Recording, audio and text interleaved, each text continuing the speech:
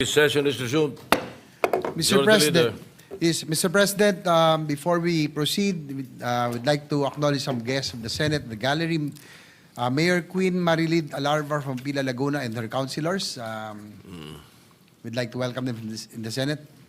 Mayor Alarva and the councilors of Pila Laguna, you're welcome to the Senate. Thank you.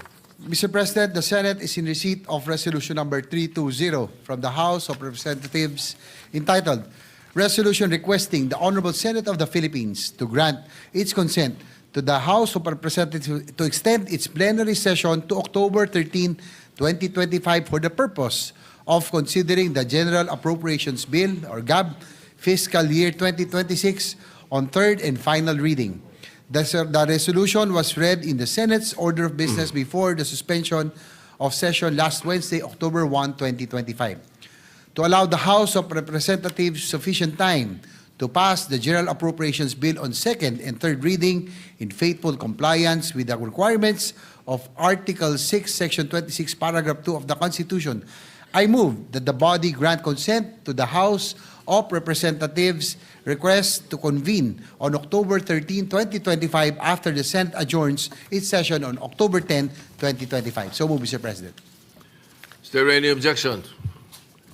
Hearing none, to enable the House of Representatives to meet the targeted second reading approval of the General Appropriations Bill for fiscal year 2026 on October 10, 2025, while adhering to the requirements of the Constitution, particularly the mandatory 3-day interval between second and third readings of a bill, the Senate of the Philippines hereby consents to the convening of the House of Representatives in plenary session on October 13, 2025, or 3 days after the Senate adjourns today, October 10, 2025, for the consideration and approval of the General Appropriations Bill for 2026 on third and final reading. So approved. Mr. President, yes, Mr. President, I move that we adjourn. Well, before I recognize you to adjourn, the chairman, the presiding officer wishes to make a statement. For the information of my colleagues, numerous and coordinated circulation of fake news have been circulating regarding new tax measures allegedly proposed by this representation, by me. In my 24 years in the Senate, I have never proposed for any additional tax measures. In fact, I have consistently voted against it. So for the peddlers of fake news, ipagdadasal ko na lang kayo. Sa ating mga kababayan, huwag kayong basta maniniwala, lalo na pag masama ang balita. Majority Leader, you're recognized. Yes, Mr. President, I move that we adjourn the session. Okay. Another matter. We would like to place on record that we have designated the Senator Erwin Tulfo to be the acting chairman of the Blue Ribbon Committee, and as much as he is the vice chair of the Public Accountability Committee. For the record. Yes, Mr. President, I reiterate my earlier motion. I move that we adjourn the session until 3 o'clock in the afternoon of Monday, November 10, 2025. Any objection?